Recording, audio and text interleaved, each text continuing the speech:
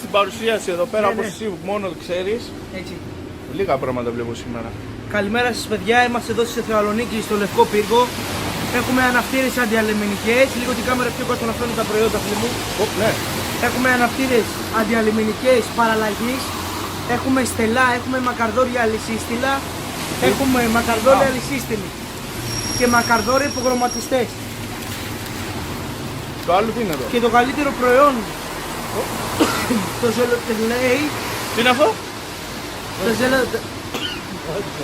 Το ζελοτολέι, το κίτρινο, το πορτοκαλί και το φούτσιαλ. Έχουμε και τα χαρτάκια, τα φούστικ και μπαταρίες 2-3 άφλα. Έχουμε και κόλλα και αρωματικό καλένα, βελάντρα και έχουμε και το καινούργιο προϊόντρο, το παστέρλι. Είναι το γλυκό με μέρλι. Το παστέρλι, το γλυκό με μέρλι. Αυτά έχουμε. Βελάντρα και καλένα.